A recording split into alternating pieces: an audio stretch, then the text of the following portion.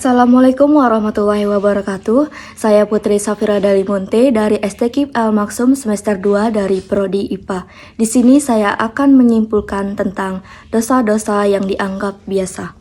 Yang pertama, kewajiban kita kepada dosa ada 3, yaitu 1. Mempelajarinya, yang kedua membencinya, dan yang ketiga harus berkomitmen untuk meninggalkannya.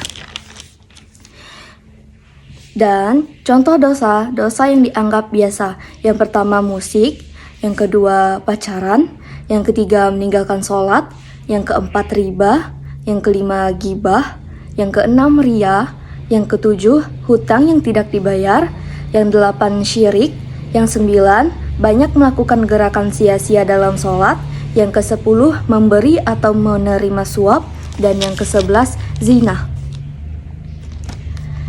Mengapa kita harus meninggalkan dosa? Ada 3 yang bisa saya simpulkan. Yang pertama, karena setiap dosa yang telah dilarang oleh Allah dan dibenci oleh Allah, maka pasti di dalamnya itu ada keburukan. Dan mengapa kita harus meninggalkan dosa? Yang kedua adalah karena dosa itu menghilangkan kenikmatan kita di dalam ibadah.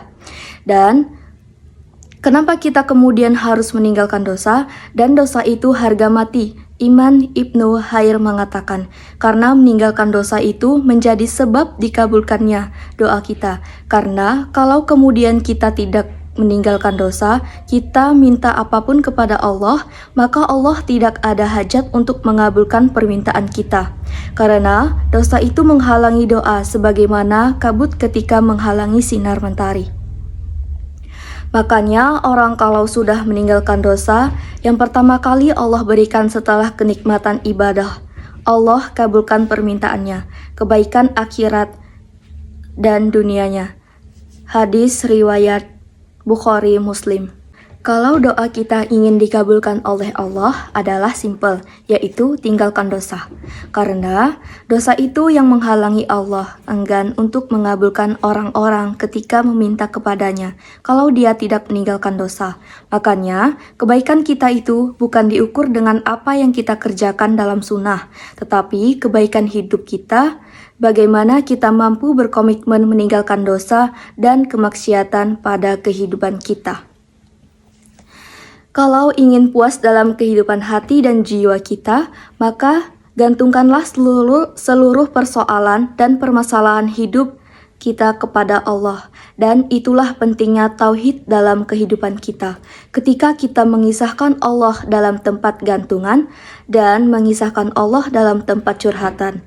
Karena siapapun yang telah menggantungkan hidupnya kepada Allah, maka Allah tidak akan pernah mengecewakan ia dalam kehidupan dunia dan akhirat.